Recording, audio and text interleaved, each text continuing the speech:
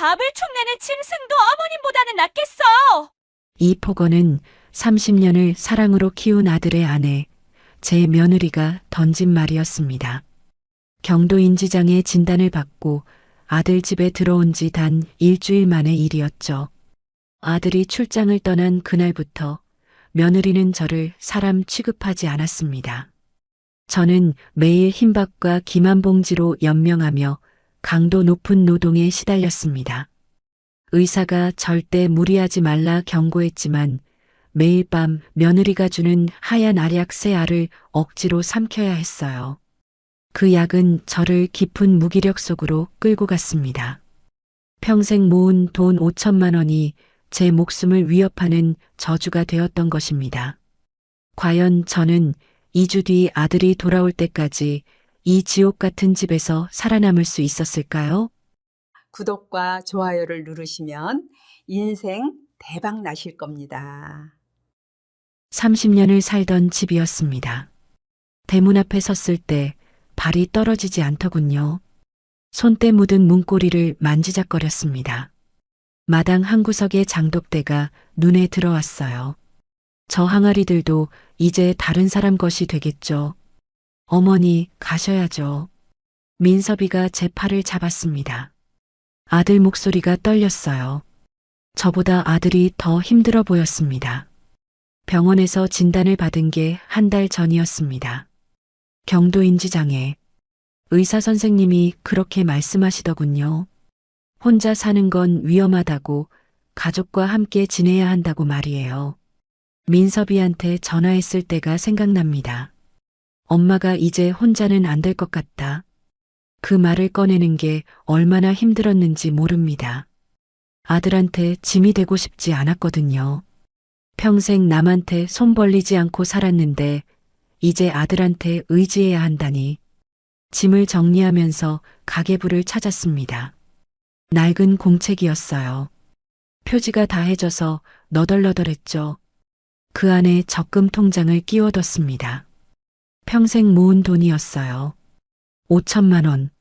시골에서 농사 지으며 한 푼 두 푼 모은 거였습니다. 언젠가 쓸 날이 있겠지 싶어서요. 비상금이랄까요? 이 나이에 무슨 비상금이냐 싶지만 그래도 가지고 있으면 마음이 든든했습니다. 가계부와 통장을 비상 파우치에 넣었어요. 조심스럽게요. 이게 제 전부니까요. 민섭이 차를 몰았습니다. 서울까지 3시간이 걸렸어요. 차창 밖으로 익숙한 풍경이 멀어져 갔습니다. 논밭이 사라지고 아파트가 나타났죠. 병원은 큰 건물이었습니다. 신경과. 민섭이가 예약을 잡아뒀더군요. 의사 선생님은 젊었어요. 제 아들뻘 되는 나이였죠. 그 선생님이 진지한 얼굴로 말했습니다. 어머님, 3가지만 꼭 지키세요. 잘 먹고, 잘 자고, 절대 무리하지 마세요. 3번을 강조하시더군요. 특히 무리하지 말라는 말을요. 민섭이가 고개를 끄덕였습니다. 그리고 병원 복도에서 전화를 걸었어요. 며느리한테요. 여보, 엄마 모시고 가는 거 알지? 의사 선생님이 그러는데 잘 먹이고 잘 재우고 절대 무리 안 시켜야 된대. 부탁이야. 목소리가 떨렸습니다. 울먹이는 것 같기도 했어요. 며느리 혜진이가 뭐라 대답했는지는 들리지 않았습니다. 하지만 민섭이 표정이 조금 밝아졌어요. 그래, 고마워. 엄마 잘 부탁해. 차는 아파트 단지로 들어섰습니다. 깨끗했어요. 너무 깨끗해서 오히려 불편했죠. 시골집 마당의 흙냄새가 그리워졌습니다. 현관문이 열렸습니다. 혜진이가 서 있었어요. 웃고 있더군요. 입꼬리가 올라간 얼굴이었습니다. 어머님, 어서 오세요. 목소리는 따뜻했어요. 하지만 눈은 차가웠습니다. 미소가 눈까지 닿지 않았어요. 그때는 몰랐죠. 그게 무슨 의미인지. 짐 이쪽에 두세요. 혜진이가 제 방을 안내했습니다. 작은 방이었어요. 창문이 하나 있었죠. 햇빛은 잘 들었습니다. 짐을 내려놓는데 혜진이 시선이 느껴졌습니다. 비상 파우치를 보고 있더군요. 낡은 파우치였어요. 겉이 다해져서 볼품 없었죠. 혜진이 눈빛이 변했습니다. 순간적으로요. 뭔가 계산하는 것 같았어요. 그 눈빛을 잊을 수가 없습니다. 어머님, 약은 제가 챙겨드릴게요. 혜진이가 제 가방에서 약 봉투를 꺼냈습니다. 인지기능 개선제였어요. 병원에서 처방받은 거였죠. 제가 시간 맞춰서 드릴게요. 걱정 마세요. 웃으면서 말했습니다. 하지만 그 웃음이 이상했어요. 뭔가 숨기고 있는 것 같았습니다. 저녁이었습니다. 혜진이가 약을 가져왔어요. 물 한 컵과 함께요. 어머님, 약 드세요. 손바닥 위에 알약이 2개 있었습니다. 어라, 평소에는 한 알이었거든요. 근데 2알이더군요. 크기도 달랐어요. 하나는 아는 거였는데 다른 하나는 처음 보는 하얀 알약이었습니다. 이건 뭐예요? 아, 그거요? 수면에 도움되는 거예요. 의사 선생님이 같이 드시래요. 혜진이가 웃었습니다. 자연스럽게요. 의심할 이유가 없었습니다. 며느리가 거짓말할 리 없잖아요. 알약을 삼켰습니다. 물과 함께요. 목구멍으로 넘어갔어요. 그런데 뭔가 이상했습니다. 목이 탔어요. 입안이 건조해졌죠. 혀끝이 마비되는 느낌이었습니다. 잘 주무세요, 어머님. 혜진이가 방을 나갔습니다. 문이 닫혔어요. 혼자 남았습니다. 낯선 천장이 보였어요. 낯선 방, 낯선 집. 모든 게 낯설었습니다. 불안했습니다. 그때 문이 벌컥 열렸어요. 할머니, 서준이었습니다. 손자 서준이요. 14살이었죠. 할머니, 보고 싶었어요. 달려와서 저를 안았습니다. 따뜻했어요. 진심이 느껴졌죠. 서준아, 그래. 할머니도 보고 싶었어. 할머니 방이 제 방 바로 옆이에요. 좋죠? 서준이가 방긋 웃었습니다. 이 집에서 유일하게 따뜻한 사람이었어요. 서준아, 할머니한테 방해되지 않게 조심해. 혜진이 목소리가 복도에서 들렸습니다. 차갑더군요. 아까 그 웃는 목소리와는 완전히 달랐어요. 서준이 표정이 굳었습니다. 네, 엄마. 방을 나갔어요. 뒷모습이 작아 보였습니다. 혼자 남았습니다. 다시요. 밤이 깊어졌어요. 약 때문인지 졸음이 쏟아졌습니다. 눈꺼풀이 무거웠어요. 하지만 잠이 깊지 않았습니다. 자다 깨고 자다 깨고를 반복했어요. 새벽에 몇 번이나 깼는지 모릅니다. 의사 선생님이 말씀하셨잖아요. 잘 자라고요. 근데 잘 수가 없었습니다. 아침이 밝았어요. 혜진이는 저를 깨우지 않았습니다. 대신 방문 앞에 식판을 놓고 갔더군요. 밥과 반찬이 있었어요. 간단했습니다. 하지만 먹을 수는 있었죠. 혼자 먹었습니다. 조용했어요. 너무 조용해서 숟가락 소리만 들렸습니다. 여기서 잘 지낼 수 있을까? 그런 생각이 들었어요. 창밖을 봤습니다. 아파트 단지가 보였어요. 사람들이 오가고 있었죠. 다들 바빠 보였습니다. 낯선 곳이었습니다. 시골집이 그리웠어요. 마당도 장독대도 그 모든 게요. 하지만 돌아갈 수 없었습니다. 이제 여기가 제 집이니까요. 다음 날 민섭이가 급하게 출장이 잡혔다고 했어요. 엄마, 2주 정도 지방에 다녀올게요. 중요한 일이라서요. 미안한 표정이었어요. 제 손을 잡았습니다. 괜찮아. 다녀와라. 웃어 보였죠. 아들이 걱정할까 봐요. 민섭이가 짐을 쌌습니다. 거실에서 혜진이가 지켜보고 있었어요. 그 표정을 봤습니다. 안도감이었어요. 숨기려 했지만 숨겨지지 않았죠. 입꼬리가 살짝 올라갔습니다. 눈빛도 달라졌어요. 뭔가 기대하고 있는 것 같았습니다. 등골이 서늘했어요. 민섭이가 떠났습니다. 현관문이 닫히는 소리가 들렸어요. 집이 조용해졌습니다. 혜진이와 둘만 남았죠. 저녁이었습니다.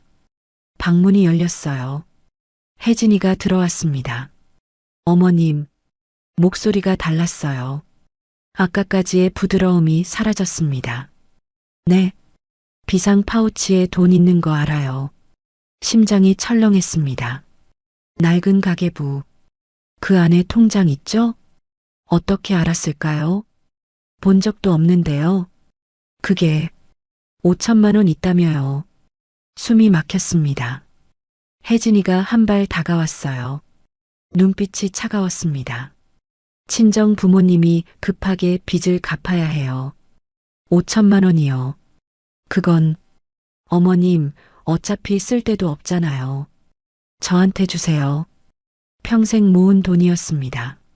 농사 지으며 품팔이하며 한 푼 두 푼 모은 거였어요. 안 돼요. 제 목소리가 떨렸습니다. 그 돈은 제 평생이에요. 줄 수 없어요. 혜진이 얼굴이 변했습니다. 순식간이었어요. 온화하던 표정이 싸늘하게 굳었죠. 그래요? 낮은 목소리였습니다. 위협적이었어요. 그깟 치매 놓인 돈이 뭐라고. 중얼거렸습니다. 작은 소리였지만 들렸어요. 방을 나갔습니다. 문을 쾅 닫았죠. 혼자 남았습니다. 손이 떨렸어요. 가슴이 두근거렸습니다. 뭐가 시작되는구나. 직감했어요. 다음 날 아침이었습니다. 민섭이는 이미 출장을 떠났죠. 연락도 안 왔어요. 방문 앞에서 소리가 났습니다. 쿵.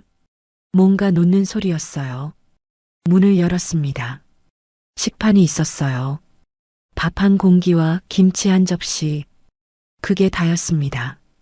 반찬이 없었어요. 국도 없었죠. 그냥 흰밥과 김치뿐이었습니다. 어이가 없었습니다. 웃음이 나올 뻔했어요. 황당해서요. 이게 사람 대접인가. 하지만 먹어야 했습니다. 안 먹으면 굶는 거니까요. 식판을 들었어요. 방 안으로 들어왔죠. 밥을 떴습니다. 김치를 한 조각 집었어요. 입에 넣었습니다. 목이 메었어요. 밥알이 목구멍에 걸리는 것 같았습니다. 억지로 삼켰어요. 김치만 계속 집었습니다. 밥이랑 같이요. 한 숟가락, 두 숟가락. 눈물이 날 것 같았어요. 억울해서요. 거실에서 혜진이 목소리가 들렸습니다. 전화 통화하는 소리였어요. 언니 진짜 힘들어. 치매 걸린 시어머니 돌보는 게 얼마나 힘든지 몰라. 거짓말이었습니다. 저를 돌보기는요. 방에 밥 한 그릇 던져주는 게 돌보는 건가요? 맞아, 맞아. 진짜 짐이야. 짐. 저를 짐이라고 했습니다. 숟가락을 놓았어요. 더 이상 먹을 수 없었습니다. 방문을 닫았어요. 조용히요. 누웠습니다. 천장이 보였어요. 이제 시작이구나. 민섭이가 없는 2주 동안 뭐가 벌어질지 알 것 같았습니다. 잠이 왔어요. 약 때문이었을 거예요. 평소보다 일찍 졸음이 쏟아졌습니다. 눈을 감았죠. 오후였습니다. 혜진이가 방문을 열었어요. 어머님, 거실 유리창 좀 닦아요. 명령이었습니다. 부탁이 아니었어요. 지금요? 네, 지금요. 일어났습니다. 몸이 무거웠어요. 약 기운 때문인지 잠을 설쳐서인지 모르겠더군요. 거실로 나갔습니다. 유리창이 컸어요. 닦으려면 한참 걸릴 것 같았죠. 빨리 하세요. 혜진이가 소파에 앉아서 지켜봤습니다. 걸레를 들었어요. 유리창을 닦기 시작했습니다. 손이 떨렸어요. 힘이 없었습니다. 인지장애 때문인지 혜진이 말을 한 번에 이해할 수 없었어요. 뭘 어떻게 하라는 건지 헷갈렸습니다. 제대로 하세요. 혜진이가 짜증을 냈습니다. 죄송해요. 고개를 숙였죠. 계속 닦았습니다. 손이 아팠어요. 허리도 아팠죠. 의사 선생님이 말씀하셨잖아요. 무리하지 말라고요. 근데 무리하고 있었습니다. 현관문이 열렸어요. 할머니, 서준이었습니다. 학교에서 돌아온 거죠. 할머니, 왜 청소해요? 쉬셔야죠. 달려왔습니다. 걸레를 빼앗으려 했어요. 서준아, 괜찮아. 괜찮긴요. 할머니 아프신데. 서준아. 혜진이 목소리가 차갑게 깔렸습니다. 너 방 가 있어. 할머니 일 방해하지 마. 엄마, 근데. 방. 가. 서준이가 저를 봤습니다. 걱정스러운 눈빛이었어요. 고개를 끄덕여줬습니다. 괜찮다고요. 서준이가 방으로 들어갔어요. 뒷모습이 안쓰러웠습니다. 청소를 끝냈습니다. 방으로 돌아왔어요. 몸이 무거웠습니다. 침대에 쓰러지듯 누웠죠. 잠깐 눈을 붙이려 했는데 금방 잠들었어요.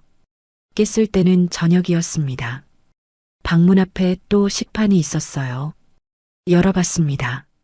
밥과 김치 똑같았습니다.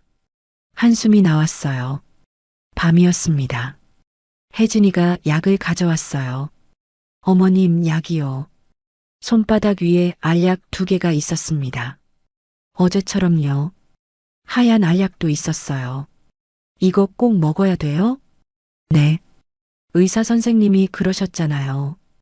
거짓말이었습니다. 의사 선생님은 그런 말 안 하셨어요. 하지만 어쩔 수 없었습니다. 알약을 삼켰어요. 물과 함께요. 목이 탔습니다. 어제처럼요. 잘 주무세요. 혜진이가 나갔습니다. 혼자 남았어요. 창밖을 봤습니다. 어두웠어요. 불빛만 깜빡였죠. 민서봐, 빨리 와라. 속으로 빌었습니다. 2주가 너무 길게 느껴졌어요. 눈을 감았습니다.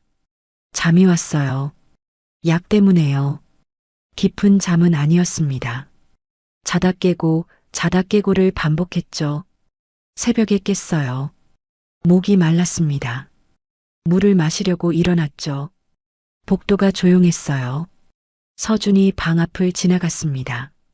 문틈으로 불빛이 새어나왔어요. 아직 안 잤나? 걱정됐습니다. 물을 마셨어요. 다시 방으로 들어왔죠. 누웠습니다. 천장을 봤어요. 버텨야 한다. 스스로에게 말했습니다. 민섭이가 올 때까지만요. 눈을 감았습니다. 잠이 왔어요. 또요. 약이 저를 끌고 갔습니다. 깊은 어둠 속으로요. 민섭이가 출장 간 지 사흘째 되던 날 혜진이의 얼굴에서 마지막 남은 가면마저 벗겨졌어요. 더 이상 아들 눈치를 볼 필요가 없었으니까요. 그 사람은 이제 저를 사람 취급조차 하지 않았습니다. 아침 7시였어요. 방문이 쾅 하고 열렸죠. 혜진이가 서 있었는데 얼굴에는 차가운 웃음 같은 게 어려 있더군요.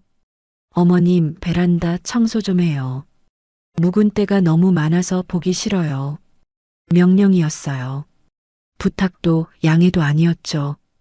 그냥 시키는 거였습니다. 지금요? 몸이 좀 안 좋아서 말을 끝까지 하지도 못했어요. 혜진이가 눈을 가늘게 뜨고 저를 노려봤거든요. 몸이 안 좋으면 왜 남의 집에 와서 밥이나 축내고 있어요? 청소라도 하셔야 할 거 아니에요. 가슴이 철렁 내려앉았습니다. 남의 집이라니요. 여기가 제 아들 집인데 며느리가 저한테 남의 집이라고 말하는 겁니다. 일어났어요. 다리에 힘이 없었지만 어쩔 수 없었죠. 베란다로 나갔습니다. 묵은 먼지와 때가 쌓여 있더군요. 창틀, 바닥, 유리창까지 다 닦으라는 거였어요. 걸레를 들었어요. 손이 떨렸습니다. 약 때문인지 피로 때문인지 모르겠더군요. 어젯밤에도 하얀 알약을 먹었거든요. 그 약을 먹으면 온몸이 무거워지고 정신이 몽롱해졌어요. 창문을 닫기 시작했어요. 팔이 올라가지 않았습니다. 허리가 아팠죠. 의사 선생님이 무리하지 말라고 했는데 지금 제가 뭘 하고 있는 건가요? 1시간쯤 지났을 때였어요. 갑자기 눈앞이 빙빙 돌았습니다. 어지러웠어요. 몸이 휘청거렸죠. 어머님, 똑바로 못해요? 혜진이의 목소리가 뒤에서 들렸어요. 차갑고 날카로운 목소리였습니다. 똑바로 하라니까요. 그것도 못해요? 소리쳤어요. 저한테 소리를 지른 겁니다. 죄송해요. 고개를 숙였어요. 눈물이 날 것 같았지만 참았습니다. 울면 더 무시당할 것 같았거든요. 계속 닦았어요. 손이 떨리고 허리가 끊어질 것 같았지만 멈출 수 없었습니다. 혜진이가 지켜보고 있었으니까요. 점심때가 됐어요. 베란다 청소를 끝내고 방으로 돌아왔죠. 온몸이 축 늘어졌습니다. 침대에 쓰러지듯 누웠어요. 잠이 쏟아졌어요. 약 기운 때문이었을 거예요. 낮인데도 눈이 감겼습니다. 저항할 수 없는 졸음이 저를 끌고 갔죠. 깼을 때는 저녁이었어요. 방문 앞에서 뭔가 놓는 소리가 들렸습니다. 문을 열었어요. 식판이 있었어요. 밥 한 공기와 김 한 봉지. 그게 다였습니다. 어제는 김치였는데 오늘은 김이더군요. 반찬이 계속 줄어들고 있었어요. 헛웃음이 나왔습니다. 이게 사람한테 줄 밥인가 싶었죠. 하지만 먹어야 했어요. 안 먹으면 굶는 거니까요. 밥을 떴어요. 김을 한 장 집었죠. 밥을 김에 싸서 입에 넣었습니다. 목이 메었어요. 밥알이 목구멍에 걸리는 것 같았습니다. 억지로 삼켰죠. 한 숟가락, 두 숟가락. 계속 먹었어요. 눈물이 나려고 했지만 참았습니다. 그때 복도에서 인기척이 들렸어요. 서준이었어요. 방문 틈으로 서준이가 저를 보고 있었습니다. 할머니가 김밥만 먹는 걸 본 거죠. 서준이 얼굴이 일그러졌어요. 걱정스러운 표정이었습니다. 서준이가 방문을 열려고 했어요. 그런데 갑자기 혜진이 목소리가 들렸습니다. 야, 제 밥 훔쳐보지 말고 내 방에 가. 날카로운 목소리였어요. 서준이가 움찔했습니다. 엄마, 근데 할머니가 내 방 가라니까. 할머니 일은 신경 끄고.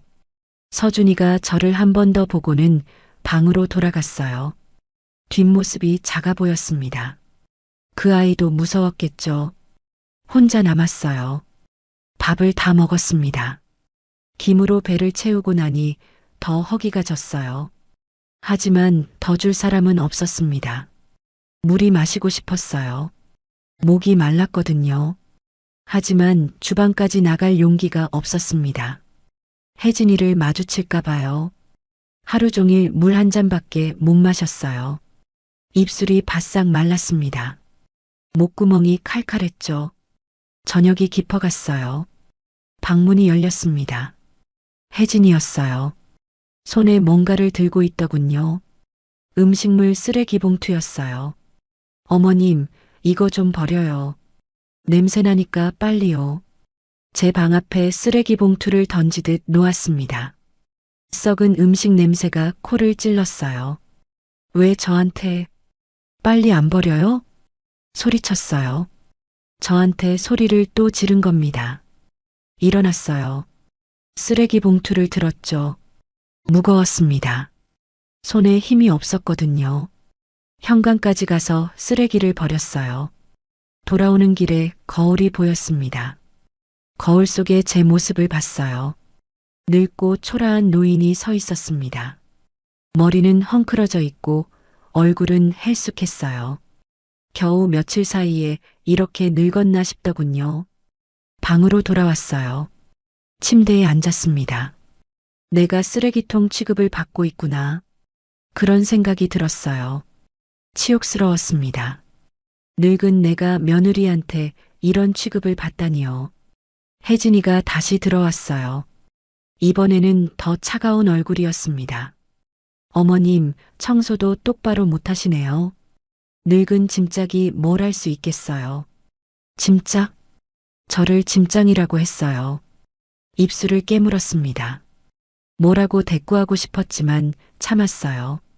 대꾸하면 더 심해질 것 같았거든요. 혜진이가 나갔습니다. 문이 닫혔어요. 혼자 남았습니다. 민서봐, 빨리 와라. 속으로 빌었어요. 아들이 언제 오는 거죠? 2주가 너무 길게 느껴졌습니다. 하루하루가 지옥 같았어요. 내가 왜 이 고생을 해야 하나? 자문했습니다. 평생 성실하게 살았어요. 남한테 해 끼친 적도 없었죠. 그런데 왜 늙어서 이런 고통을 받아야 하는 건가요? 약 기운이 올라왔어요. 눈꺼풀이 무거워졌습니다. 약을 먹으면 이렇게 됐어요. 정신이 흐려지고 몸이 무력해졌죠. 누웠어요. 천장을 봤습니다. 버텨야 한다. 스스로에게 말했어요. 아들이 올 때까지만요. 밤이 깊었어요. 잠이 들려는데 방문 앞에서 소리가 났습니다. 살며시 문을 여는 소리였어요. 일어났어요. 문을 열었죠. 바닥에 뭔가 놓여 있었습니다. 작은 초콜릿 하나와 물병이었어요. 서준이었어요. 손자 서준이가 몰래 갖다 놓은 거였습니다. 눈물이 났어요. 참았던 눈물이 터져 나왔습니다. 아직 이 집이 지옥은 아니구나. 그렇게 생각했어요. 서준이 같은 아이가 있으니까요. 초콜릿을 입에 넣었어요. 달았습니다. 한참 만에 먹어보는 단맛이었죠. 물을 마셨어요. 목이 축여졌습니다. 고맙다, 서준아. 속으로 말했어요. 밤이 깊어갔습니다. 혜진이가 약을 가져왔어요. 어김없이 하얀 알약이 있었죠. 어머님, 약 드세요. 거부할 수 없었어요. 알약을 삼켰습니다. 물과 함께요. 목이 탔어요. 혀끝이 마비됐습니다. 약이 몸속으로 퍼져나갔어요. 잘 주무세요. 혜진이가 나갔습니다. 혼자 남았어요. 약 기운이 올라왔습니다. 눈이 감겼어요. 저항할 수 없었죠. 잠들었습니다. 깊은 어둠 속으로 빠져들었어요. 그런데 잠이 깊지 않았어요. 자다 깨고를 반복했습니다. 악몽을 꿨어요. 혜진이가 저를 쫓아내는 꿈이었죠. 새벽에 깼어요. 온몸이 무거웠습니다. 일어날 수가 없었어요. 팔다리에 힘이 하나도 없었죠. 내가 많이 쇠약해졌구나. 느꼈어요. 겨우 며칠 사이에 제 몸이 이렇게 망가졌습니다. 약 때문인지 굶주림 때문인지 아니면 둘 다인지 모르겠더군요. 인지장애 증상도 악화된 것 같았어요. 어제 일이 잘 기억나지 않았습니다. 머릿속이 안개 낀 것처럼 흐릿했죠. 의사 선생님이 말씀하셨잖아요. 잘 먹고 잘 자고 무리하지 말라고요. 근데 저는 제대로 먹지도 못하고 잘 자지도 못하고 매일 무리하고 있었어요. 아들한테 전화하고 싶었어요. 휴대폰을 찾았습니다. 손에 들었죠. 하지만 누를 수가 없었어요. 혜진이의 차가운 시선이 떠올랐거든요. 전화하면 뭐라고 할지 뻔했습니다. 더 심한 일을 당할 것 같았어요. 휴대폰을 내려놓았어요. 참아야 한다. 스스로에게 말했습니다. 조금만 더요. 창밖을 봤어요. 아침 해가 떠오르고 있었습니다. 새로운 하루가 시작됐어요. 지옥 같은 하루가요. 넷째 날 아침이었어요. 혜진이의 학대는 이제 제 생명을 위협하는 수준까지 왔습니다. 5천만 원을 얻기 위해서라면 뭐든 할 작정인 것 같았어요. 아침에 일어났을 때 온몸이 천근만근이었어요. 약 기운이 아직도 남아 있었죠. 일어서려고 했는데 다리에 힘이 없었습니다. 방문을 열고 거실로 나갔어요. 화장실에 가려고요. 거실 복도를 지나가는데 발밑에 뭔가 이상했어요. 카펫이었어요. 거실 카펫 모서리가 접혀 있었습니다. 평소에는 평평했는데 오늘은 모서리가 살짝 접혀 올라가 있더군요. 마치 누가 일부러 접어놓은 것처럼요. 순간 이상하다는 생각이 들었어요. 하지만 판단력이 흐려진 상태였죠. 약 기운 때문에 정신이 몽롱했거든요. 그냥 지나가려고 했어요. 그때였습니다. 발이 걸렸어요. 접힌 카펫 모서리에 발끝이 걸린 겁니다. 몸이 앞으로 쏠렸어요. 중심을 잡으려고 했지만 소용없었습니다. 약으로 인한 무기력과 굶주림으로 약해진 몸은 제 의지대로 움직여주지 않았어요. 쾅! 세게 넘어졌습니다. 앞으로 고꾸라졌어요. 바닥에 손을 짚으려 했지만 미처 짚지 못했죠. 팔이 바닥에 부딪혔어요. 아팠습니다. 엄청나게 아팠어요. 팔뚝에 둔한 통증이 퍼져나갔죠. 타박상을 입은 것 같았어요. 무릎도 찢어졌습니다. 바닥에 무릎을 세게 부딪혔거든요. 따뜻한 게 흘러내렸어요. 피었습니다. 신음이 나왔어요. 으윽. 숨을 쉴 수가 없었어요. 너무 아팠거든요. 팔을 움직일 수 없었습니다. 발소리가 들렸어요. 혜진이었어요. 달려왔습니다. 제가 넘어지는 소리를 들은 거죠. 어머님, 목소리에 놀람이 섞여 있었어요. 하지만 그게 다였습니다. 혜진이가 제 앞에 섰어요. 저를 내려다봤습니다. 그 눈빛을 잊을 수가 없어요. 차가웠어요. 얼음장처럼 차가운 눈빛이었죠. 걱정하는 기색이 전혀 없었습니다. 오히려 계산하고 있는 것 같았어요. 이걸 어떻게 이용할까? 그런 눈빛이었어요. 어머님, 괜찮으세요? 입으로는 그렇게 물었지만 눈은 차가웠습니다. 아파요. 팔이. 말했어요. 팔을 움켜쥐었죠. 타박상 부위가 부어오르고 있었어요. 혜진이가 무릎을 봤습니다. 피가 흐르고 있었죠. 에휴, 치매 걸린 노인네가 부주의해서 그런 거 아니에요. 조심하셔야죠. 그렇게 말했어요. 책임을 제게 돌린 겁니다. 심장이 철렁했어요. 저 카펫, 일부러 접어놓은 거였구나. 깨달았습니다. 제가 넘어지길 바란 거였어요. 아니, 더 심하게 다치길 바랐는지도 모르죠. 등골이 서늘했습니다. 할머니, 서준이 목소리가 들렸어요. 학교 가기 전이었나 봐요. 서준이가 방에서 뛰어나왔습니다. 할머니, 괜찮으세요? 피나요. 달려왔어요. 제 무릎을 보고 놀란 얼굴이 됐죠. 서준아, 괜찮아. 괜찮긴요. 병원 가야 돼요. 서준이가 혜진이를 봤어요. 엄마, 할머니 병원 데려가야 돼요. 아, 혜진이가 차갑게 말했습니다. 쓸데없는 일에 신경 쓰지 말고 방으로 가. 학교 늦겠다. 근데 할머니가 가 소리쳤어요. 서준이한테 소리를 지른 겁니다. 서준이가 주춤했어요. 저를 보고 엄마를 보고 또 저를 봤습니다. 서준아. 제가 말했어요. 고개를 끄덕였죠. 괜찮다고요. 서준이가 방으로 돌아갔어요. 뒷모습이 떨리고 있었습니다. 혼자 남았어요. 혜진이 와요. 치료 좀 해주세요. 간신히 말했어요. 팔이 너무 아팠거든요. 혜진이가 화장실로 갔습니다. 뭔가를 들고 왔어요. 데일밴드 하나였어요. 여기요. 던지듯 제 앞에 놓았습니다. 이걸로요? 네. 알아서 붙이세요. 그러고는 거실로 가버렸어요. 저를 방치한 겁니다. 데일밴드를 집었어요. 손이 떨렸습니다. 무릎에 붙이려고 했는데 손에 힘이 없어서 자꾸 떨어졌어요. 간신히 붙였습니다. 피는 계속 흘렀죠. 데일밴드로는 부족했어요. 팔은 어떻게 할 수 없었어요. 부어오르고 있었지만 치료할 방법이 없었습니다. 방으로 돌아왔어요. 기어서요. 걸을 수가 없었거든요. 침대에 올라갔습니다. 팔을 안고 누웠어요. 통증이 밀려왔습니다.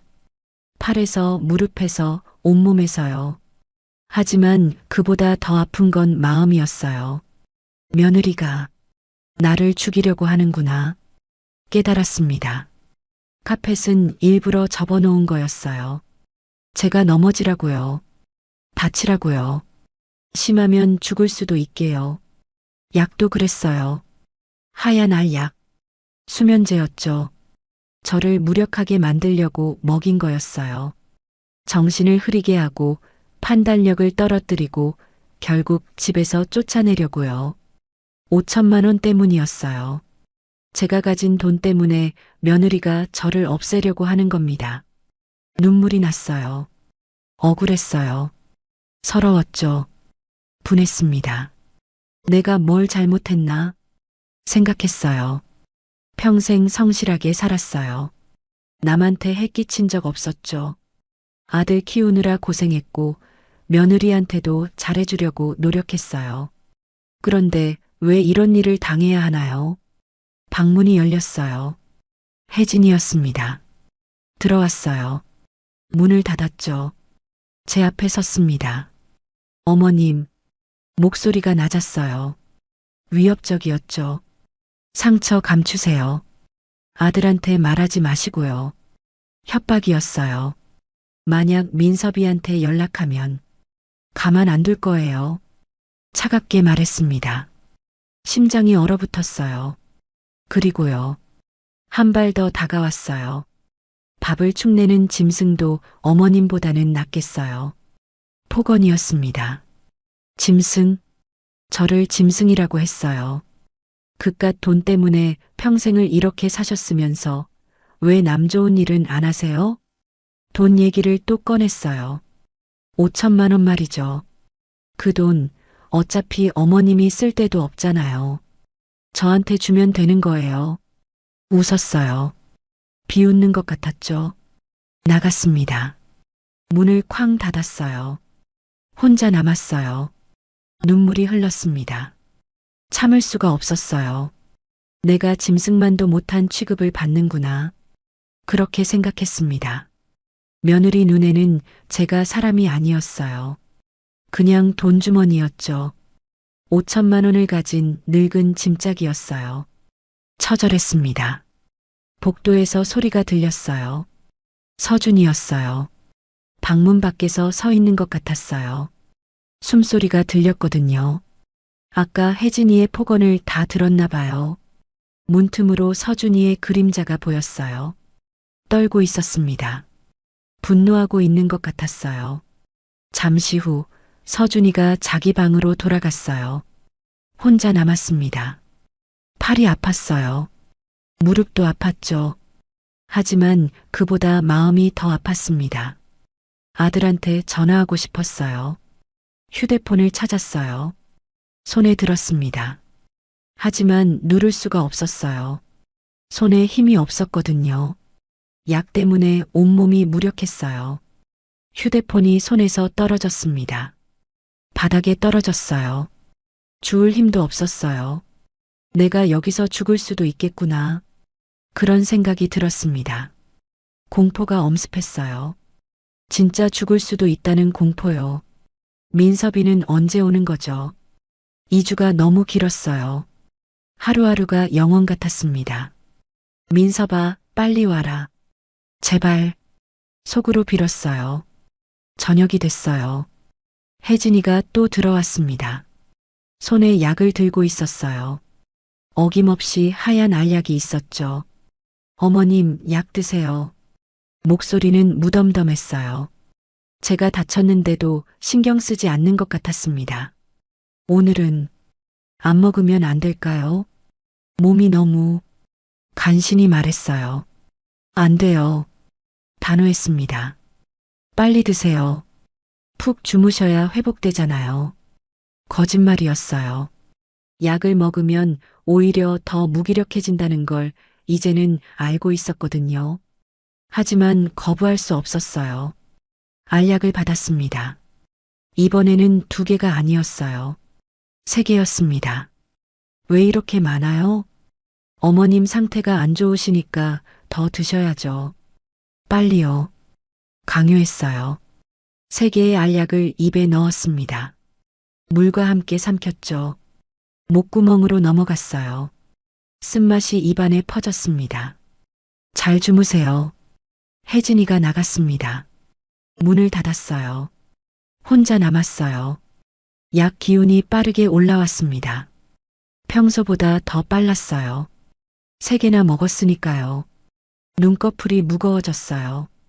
정신이 흐려졌죠. 이러다가 정말 죽는 거 아닐까? 그런 생각이 들었습니다. 공포였어요. 진짜 죽을 것 같은 공포가 엄습했죠. 그때 문득 깨달았어요. 5천만 원. 비상 파우치 안에 있는 낡은 가계부와 적금 통장. 평생 모은 그 돈이 이 모든 불행의 시작이었구나. 돈만 없었다면요. 그 돈만 없었다면 며느리가 이렇게까지 하지 않았을 거예요.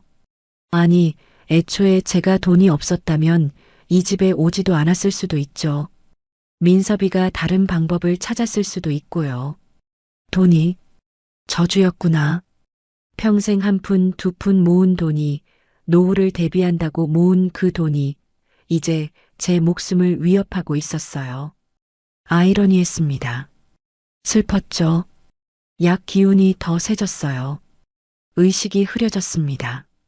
잠들기 전에 마지막으로 무언가를 해야 할 것 같았어요. 입을 열었습니다. 서준아. 작은 목소리였어요. 거의 속삭임 같았죠. 서준아. 할머니. 더 이상 말이 나오지 않았어요. 힘이 빠졌습니다. 약이 저를 끌고 갔어요. 눈이 감겼습니다. 어둠 속으로 빠져들었어요. 꿈을 꿨습니다. 시골집 마당이 보였어요. 장독대가 있었죠. 해가 따뜻하게 내리쬐고 있었습니다. 젊은 제가 서 있었어요. 아들 민섭이가 어렸을 때였죠. 마당에서 뛰어놀고 있었습니다. 엄마, 엄마. 민섭이가 웃으며 저한테 달려왔어요. 안아줬습니다. 따뜻했어요. 행복했죠. 그때는 행복했어요. 돈도 없었고 힘들었지만 행복했습니다. 꿈이 흐려졌어요. 시골집이 사라졌습니다. 민섭이도 사라졌죠. 다시 어둠이 왔어요. 깊고 차갑고 무서운 어둠이요. 그 어둠 속에서 제가 떠다녔습니다. 혼자였어요. 아무도 없었어요. 민섭아. 아들을 불렀어요. 하지만 대답이 없었습니다. 서준아. 손자를 불렀죠. 역시 대답이 없었어요. 혼자였습니다. 완전히 혼자였어요. 그렇게 밤이 깊어갔습니다. 제 방에서는 작은 신음소리만 가끔 새어나왔어요. 통증 때문이었죠. 복도는 조용했습니다. 하지만 서준이 방에서는 불이 켜져 있었어요. 그 아이는 잠들지 못하고 있었습니다. 책상 앞에 앉아서 뭔가를 하고 있었죠. 스마트폰을 만지고 있었어요. 무언가를 검색하고 메모하고 계획하고 있었습니다. 할머니를 구할 방법을요. 그 아이의 눈빛은 단호했어요. 더 이상 어린아이의 눈빛이 아니었죠. 분노와 결심이 섞인 눈빛이었습니다. 밤은 깊어갔습니다. 아침이 올 거예요. 새로운 하루가 시작될 거죠. 하지만 그 아침이 희망의 아침일지 절망의 아침일지는 아무도 몰랐습니다. 저는 약에 취해 깊은 잠에 빠져 있었고요. 혜진이는 거실에서 휴대폰으로 누군가와 통화하고 있었어요. 낯선 남자와요. 서준이는 방에서 증거를 모으고 있었죠. 그렇게 밤은 흘러갔습니다. 넷째 날 밤이 지나가고 있었어요. 민섭이가 돌아오기까지는 아직 많은 날이 남아 있었습니다. 그 긴 시간을 제가 버틸 수 있을지 아무도 장담할 수 없었어요. 팔은 계속 부어오르고 있었고요. 무릎의 상처는 아물지 않고 있었습니다. 약은 제 몸을 계속 무력하게 만들고 있었죠. 그리고 며느리는 아직 끝내지 않은 것 같았어요. 5천만 원을 손에 넣을 때까지는요. 다섯째 날 새벽이었어요. 서준이는 밤새 잠들지 못했고 분노를 사기며 무언가를 준비하고 있었는데 그 아이의 눈빛은 더 이상 어린아이의 것이 아니라 할머니를 지키겠다는 단호한 결심으로 가득 차 있었습니다. 방문이 조용히 열렸어요. 새벽 5시쯤이었을 거예요. 저는 약 기운에 반쯤 깨어있는 상태였는데 누군가 제 옆을 지나가는 기척을 희미하게 느꼈죠. 서준이었어요. 그 아이가 제 방에 들어와서 무언가를 하고 있었는데 저는 눈을 뜨지 못했어요. 약 때문에 몸이 움직여주지 않았거든요. 서준이는 제 책상 쪽으로 갔고 서랍을 살며시 열더니 그 안에 작은 물건을 넣었습니다. 뭔지는 몰랐어요. 하지만 조심스러운 움직임이었죠. 그리고 작은 소리가 났어요. 딸깍. 버튼을 누르는 소리 같았습니다. 서준이가 방을 나갔어요. 저는 다시 잠에 빠져들었습니다. 아침이 밝았어요. 방문 앞에서 익숙한 소리가 났죠. 쿵. 혜진이가 식판을 놓는 소리였어요. 일어나서 문을 열었습니다. 여전히 밥 한 공기와 김치 한 접시뿐이었죠. 어제와 똑같았어요. 며느리는 저를 사람 취급하지 않고 있었고 이제는 그 사실에 놀라지도 않게 됐습니다. 식판을 들고 방으로 들어왔어요. 밥을 먹으려다가 책상을 봤습니다. 낡은 가계부가 놓여 있었어요. 어라, 저게 왜 거기 있죠?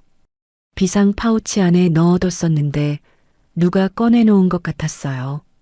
가까이 가서 봤습니다. 가계부가 살짝 열려 있었고 그 안에 적금 통장이 보였어요. 5천만 원이 들어있는 통장이었죠. 누가 봤구나 생각했어요. 서준이었을 거예요. 새벽에 들어왔던 게 이것 때문이었나 싶었습니다. 서준이 방에서는 무슨 일이 벌어지고 있었을까요? 그 아이는 노트북 앞에 앉아 있었어요.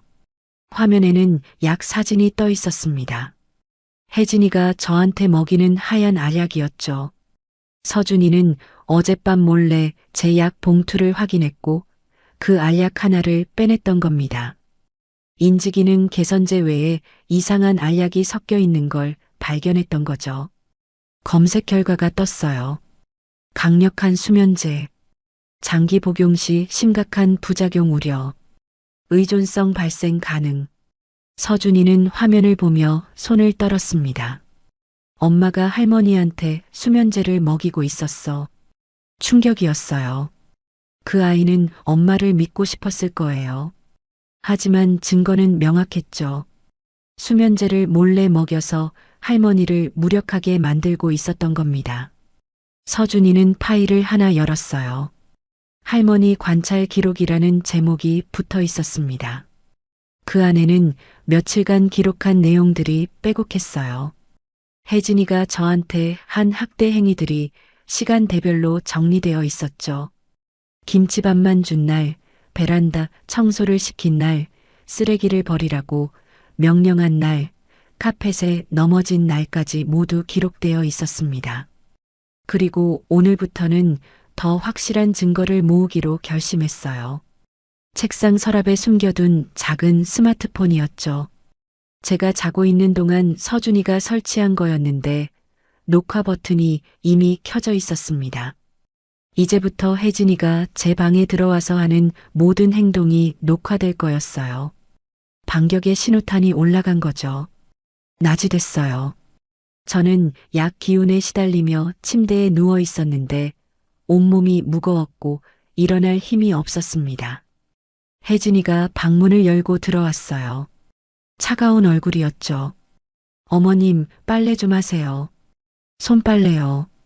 또 일을 시키는 거였어요. 몸이 안 좋아서 매일 누워만 계시면 어떡해요. 움직여야 낫죠. 거짓말이었어요. 의사 선생님은 무리하지 말라고 했는데 며느리는 계속 일을 시켰습니다. 일어났어요. 빨래 바구니를 들고 베란다로 갔습니다. 빨래가 가득 쌓여 있었어요. 손으로 하나하나 빨아야 했죠. 물에 손을 담갔습니다. 차가웠어요. 손이 얼얼했죠. 빨래를 시작했어요. 옷을 비벼 빨았는데 손에 힘이 없어서 자꾸 떨어졌습니다. 억지로 계속했어요. 1시간쯤 지났을까요? 허리가 끊어질 것 같았습니다. 그때 거실에서 목소리가 들렸어요. 혜진이가 전화 통화를 하고 있었습니다. 오빠, 아니 그게 5천만 원이 금방 구해지겠어요? 시어머니가 안 주신다니까요. 5천만 원. 그 단어가 또 들렸어요. 친정 빚이라니까요. 빨리 갚아야 한다고요. 아, 진짜 답답해. 친정 빚이 아니었어요. 불륜 상대와 통화하는 것 같았습니다. 목소리가 달랐거든요. 남편한테 하는 목소리가 아니었어요. 알았어요, 알았어. 조금만 기다려요. 곧 해결할게. 전화를 끊었습니다. 저는 빨래를 계속하면서 그 대화를 듣고 있었어요. 5천만 원이 친정 빚이 아니라 불륜 상대와 관련된 돈이었구나 싶었습니다. 서준이 방에서는 녹음이 진행되고 있었어요. 스마트폰이 모든 소리를 담고 있었죠. 혜진이의 통화 내용, 저한테 일을 시키는 소리, 폭언하는 소리까지 전부 녹음되고 있었습니다. 저녁이 됐어요. 혜진이가 제 방에 들어왔습니다. 어머님, 다림질도 해놓으세요. 내일 입을 옷이에요. 또 일을 시켰어요. 지금요? 너무 피곤해서. 에휴, 맨날 피곤하다고만 하시네. 그럼 밥은 왜 드세요? 폭언이었어요. 밥을 축낸다는 뜻이었죠. 다림질을 했습니다. 다리미가 무거웠어요. 손이 떨렸죠. 옷을 펴는데 자꾸 구겨졌습니다. 제대로 못하시네. 늙은 짐짝이 뭘 할 수 있겠어요. 또 짐짝이라고 했어요. 그 말을 들으며 눈물이 날 것 같았지만 참았습니다. 서준이의 스마트폰은 그 모든 장면을 녹화하고 있었어요. 혜진이가 저를 모욕하는 장면, 일을 시키는 장면, 폭언하는 장면이 고스란히 담겼습니다. 밤이 됐어요. 서준이는 자기 방에서 녹화된 영상을 확인했습니다. 화면에는 혜진이가 저한테 폭언하는 모습이 선명하게 찍혀 있었어요. 늙은 짐짝이라는 말도 들렸고 저를 내려다보는 차가운 눈빛도 보였죠. 그런데 뭔가 이상한 장면이 있었어요. 혜진이가 폭언을 하다가 거실 쪽을 힐끗 쳐다보는 장면이었습니다. 카펫 모서리를 보는 거였어요. 저게 고의였구나. 서준이는 확신했습니다. 카펫을 일부러 접어놓고 할머니가 넘어지기를 기다렸던 거죠. 고의성이 명확했어요. 하지만 서준이는 고개를 저었습니다. 이것만으로는 부족해. 법적으로 입증하려면 더 확실한 증거가 필요했어요. 수면제 투약, 식사 학대, 노동 착취는 녹화했지만 결정적인 한 방이 없었습니다. 그때 생각났어요. 아빠 차 블랙박스. 혜진이가 새벽에 외출하는 걸 봤었거든요. 화장하고 명품 가방 들고 나가는 모습을요. 그 장면이 블랙박스에 찍혀 있을 거였어요. 불륜의 증거가 있을지도 모르죠. 내일 엄마가 외출하면 그때 블랙박스를 확인해야겠어. 서준이는 계획을 세웠습니다. 저는 그 모든 걸 모르고 있었어요. 방에 누워서 천장을 보고 있었죠. 팔은 여전히 아팠고 무릎 상처도 아물지 않았습니다. 약 기운이 올라와서 눈꺼풀이 무거워졌어요. 민서봐, 언제 오니? 속으로 아들을 불렀습니다. 아들이 돌아오면 다 해결될 거라고 믿고 싶었어요. 민섭이가 오면 혜진이의 학대도 끝날 거고 저도 편하게 쉴 수 있을 거라고요. 희망을 놓지 않으려고 애썼습니다. 혜진이가 약을 가져왔어요. 어머님, 약이요. 하얀 알약이 3개 있었습니다. 어제처럼요. 오늘도 3개예요? 네. 어머님 상태가 안 좋으시니까요. 거짓말이었어요. 제 상태를 더 나쁘게 만들려고 약을 많이 주는 거였죠. 알약을 삼켰습니다. 목구멍으로 넘어갔어요. 쓴맛이 입안에 퍼졌죠. 약 기운이 빠르게 올라왔습니다. 눈이 감겼어요.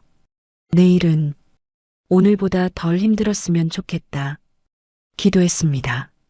하지만 내일도 오늘과 똑같을 거라는 걸 알고 있었어요. 서준이 방에서는 불이 켜져 있었습니다. 그 아이는 녹음된 파일을 들으며 분노를 사귀고 있었어요. 할머니의 기침소리, 며느리의 폭언, 모욕하는 말들이 이어폰으로 흘러나왔죠. 참아, 서준아. 조금만 더 참아.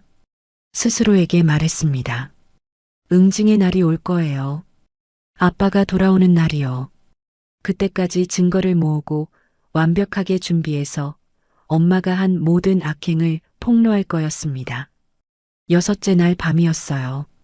서준이는 잠들지 않았는데 그 아이는 방불을 끄고 창문 틈으로 거실을 지켜보고 있었고 며느리가 언제 또 할머니를 괴롭힐지 모른다는 불안감과 뭔가 결정적인 증거를 잡아야 한다는 조급함이 그 아이를 깨어있게 만들었습니다.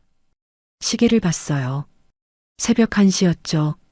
집안은 조용했고 모두 잠든 것 같았지만 서준이만은 눈을 부릅뜨고 어둠 속에서 기다리고 있었습니다. 1시간쯤 지났을까요? 거실에서 불이 켜졌어요. 서준이가 창문 틈으로 봤는데 혜진이 거실로 나오고 있었습니다. 새벽 2시였는데 왜 나온 거죠? 서준이는 숨을 죽이고 지켜봤어요. 혜진은 화장대 앞에 앉더니 화장을 시작했는데 얼굴에 파운데이션을 바르고 립스틱을 칠하고 눈썹을 그리는 모습이 마치 데이트라도 나가는 것 같았습니다. 명품 가방을 들었어요. 평소에 아빠 앞에서는 절대 들지 않던 비싼 가방이었죠. 서준이는 그 가방이 집 어디에 숨겨져 있었는지 궁금했지만 지금은 그게 중요한 게 아니었어요. 혜진은 코트를 입고 현관으로 향했고 조용히 문을 열고 밖으로 나갔습니다. 새벽 2시에 외출하는 거였어요. 서준이는 심장이 쿵쾅거렸는데 이게 바로 결정적인 증거가 될 거라는 걸 직감했고 재빨리 침대에서 일어나 신발을 신었습니다. 현관문이 닫히는 소리가 들렸어요. 혜진이 완전히 나간 거죠. 서준이는 몇 초를 기다렸다가 조심스럽게 방문을 열었고 거실을 가로질러 현관으로 갔습니다. 신발장에서 아빠 차키를 찾았어요. 있었습니다. 서준이는 차키를 들고 밖으로 나갔죠. 아파트 주차장은 어두웠고 차들만 조용히 서 있었어요. 아빠 차를 찾았습니다. 검은색 세단이었죠. 서준이는 차 문을 열고 운전석에 앉았는데 손이 떨렸지만 해야 할 일이 명확했기 때문에 침착하게 움직였습니다. 블랙박스를 봤어요. 메모리 카드 슬롯을 찾았죠. 서준이는 조심스럽게 메모리 카드를 빼냈는데 이 안에 며느리의 모든 비밀이 담겨 있을 거라는 생각이 들었고 카드를 주머니에 넣었습니다. 차 문을 닫고 다시 집으로 돌아왔어요. 혜진이 돌아오기 전에 모든 걸 끝내야 했죠. 방으로 들어왔습니다. 노트북을 켰어요. 메모리 카드를 리더기에 꽂았고 파일들이 화면에 떴습니다. 날짜별로 정리되어 있었죠. 서준이는 최근 일주일 파일을 열었는데 영상들이 재생되기 시작했고 그 안에는 충격적인 장면들이 담겨 있었습니다. 혜진이 낯선 남자와 차 안에서 키스하는 장면이었어요. 서준이는 화면을 멍하니 바라봤는데 믿고 싶지 않았지만 명확한 증거였고 엄마가 아빠를 배신하고 있었던 겁니다. 영상은 계속됐어요. 혜진과 그 남자가 차 안에서 대화하는 장면도 있었는데 소리는 들리지 않았지만 입모양으로 대충 알 수 있었죠. 5천만 원. 그 단어가 보였어요. 혜진이 그 남자한테 돈 얘기를 하고 있었습니다. 친정 빚이 아니었어요.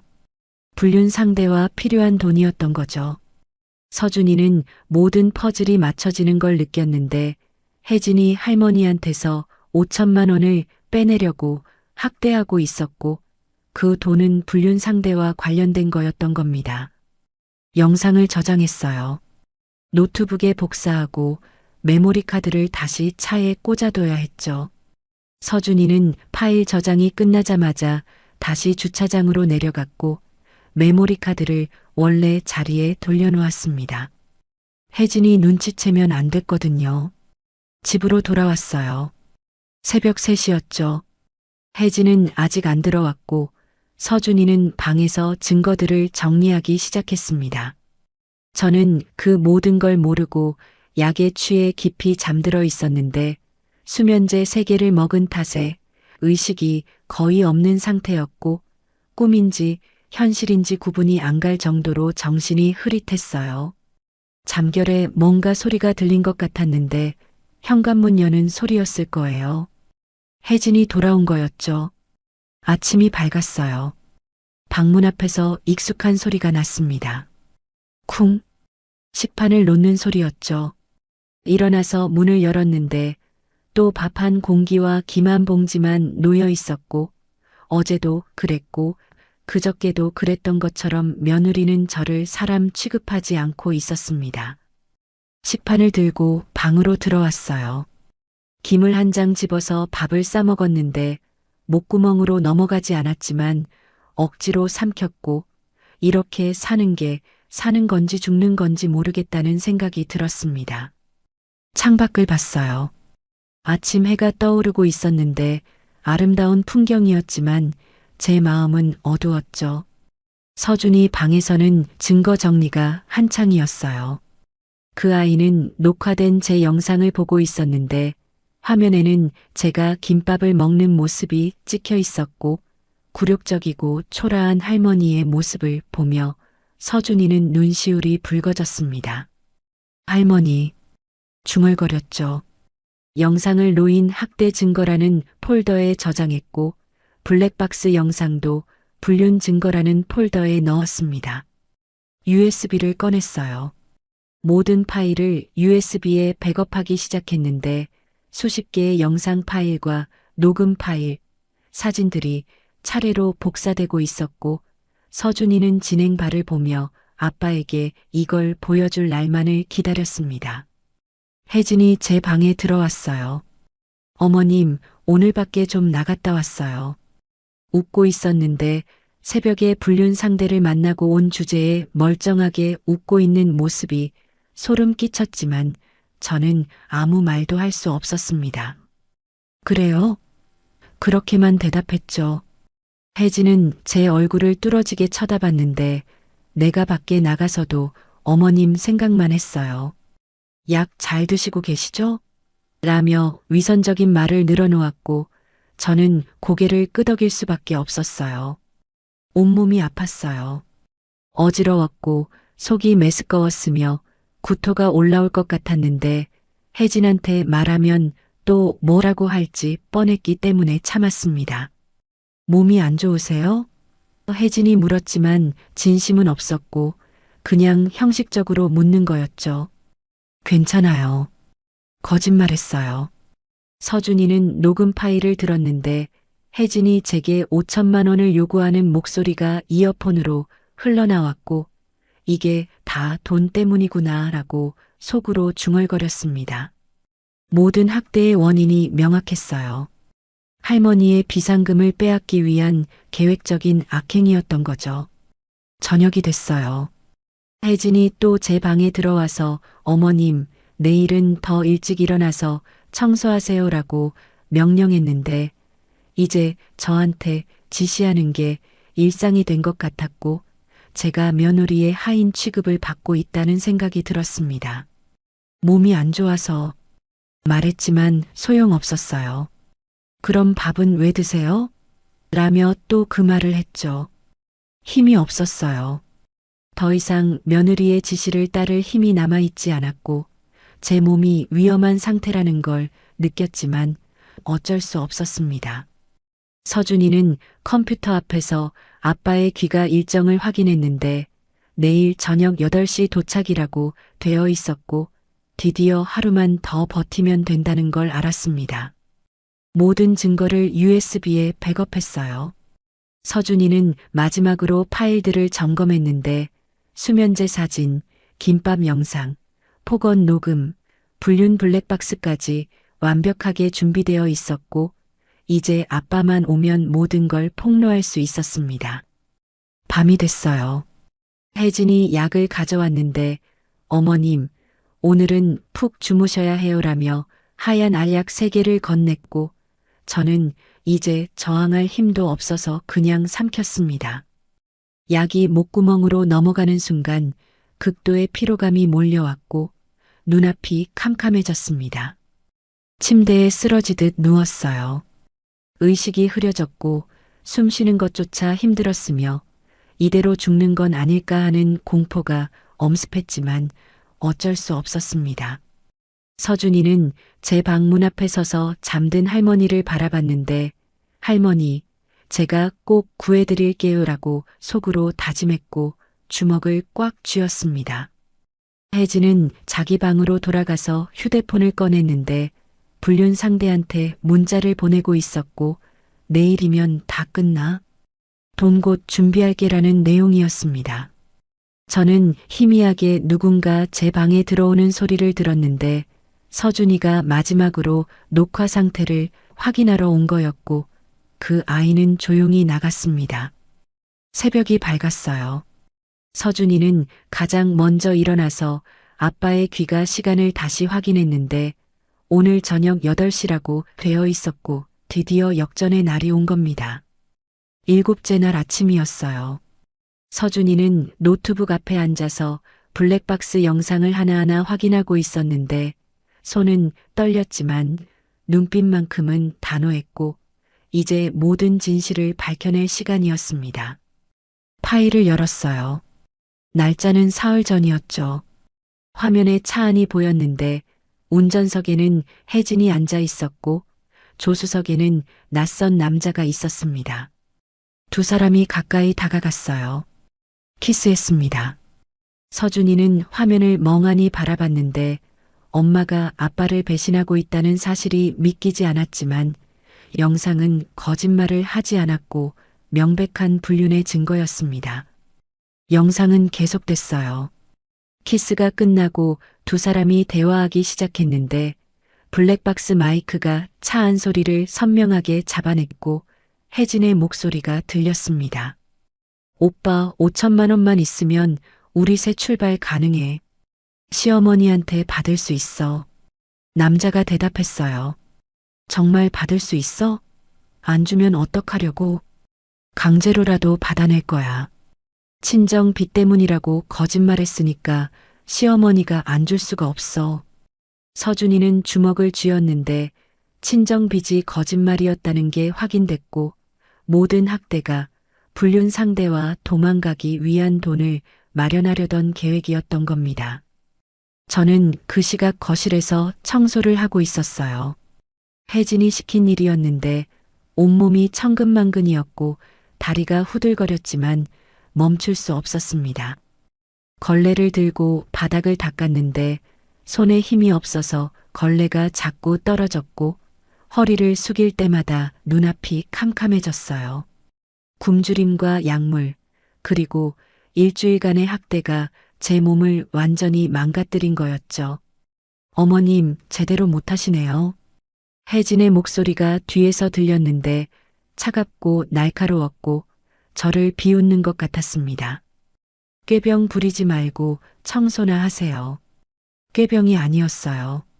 정말로 몸이 무너지고 있었는데 혜진은 믿지 않았고 오히려 게으르다고 나무랐습니다. 계속 청소했어요. 바닥을 닦고 창문을 닦고 베란다까지 청소했는데 1시간쯤 지났을 때 갑자기 속에서 뭔가 치밀어 올랐습니다. 구역질이었어요. 참으려고 했지만 참을 수 없었고 입을 막았지만 구토가 쏟아져 나왔습니다. 바닥에 주저앉았어요. 몸을 가눌 수 없었는데 다리가 풀리고 팔에 힘이 빠졌으며 눈앞이 하얗게 변했습니다. 어머님, 뭐 하세요? 혜진의 목소리가 들렸지만 멀게 느껴졌어요. 쓰러졌습니다. 바닥에 고꾸라졌는데 의식이 흐려지고 있었고 귓가에서 윙 하는 소리만 들렸습니다. 에휴, 이 노인네가 죽으려고. 혜진이 소리쳤는데 걱정하는 목소리가 아니라 짜증 섞인 목소리였고 저한테 다가오지도 않았습니다. 서 있기만 했어요. 구급차를 불러야 할지 말아야 할지 고민하는 것 같았는데 만약 구급차를 부르면 병원에서 약물 검사를 할 거고 그럼 수면제 투약이 들통날 거라는 계산을 하고 있었던 겁니다. 할머니, 서준이의 목소리가 들렸어요. 학교 가기 전이었는데 할머니가 쓰러진 소리를 듣고 달려온 거였고 제 옆에 무릎을 꿇었습니다. 엄마, 119 불러야 돼요. 소리쳤지만 혜진은 대답하지 않았어요. 엄마. 서준이가 다시 소리쳤는데 혜진은 여전히 망설이고 있었고 그 모습을 본 서준이는 더 이상 기다릴 수 없다고 판단했습니다. 직접 휴대폰을 꺼내서 119에 전화했어요. 여보세요. 할머니가 쓰러지셨어요. 빨리 와주세요. 주소를 말하고 상황을 설명했는데 목소리가 떨리고 있었지만 침착하게 필요한 정보를 전달했습니다. 구급차가 왔어요. 사이렌 소리가 들렸고 구급대원들이 집 안으로 들어왔는데 저를 들것에 옮겼습니다. 의식이 희미했어요. 천장이 보였다가 사라졌고 사람들의 목소리가 들렸다가 멀어졌으며 서준이가 제 손을 잡는 느낌만 희미하게 느껴졌습니다. 응급실로 실려갔어요. 의사가 제 상태를 확인했는데 혈압 측정하고 혈액 검사하고 심전도 찍는 소리가 들렸지만 정확히 무슨 일이 벌어지는지 알 수 없었습니다. 약물 오남용 가능성 있습니다. 의사의 목소리가 들렸는데 혈액 검사 결과를 보고하는 말이었고 간호사한테 정밀 검사를 지시하는 소리도 들렸어요.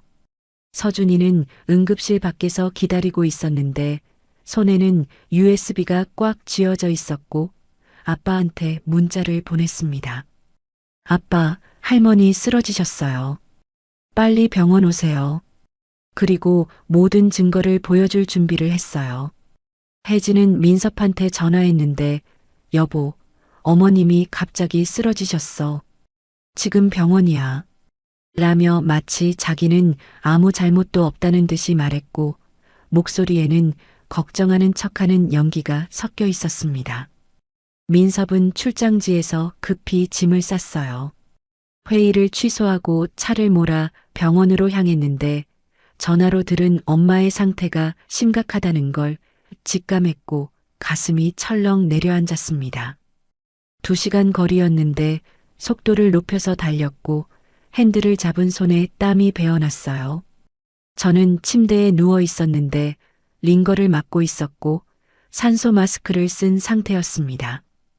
의식은 조금씩 돌아오고 있었지만 몸을 움직일 수 없었어요. 천장을 봤는데 하얀 조명이 눈부셨고 소독약 냄새가 코를 찔렀습니다.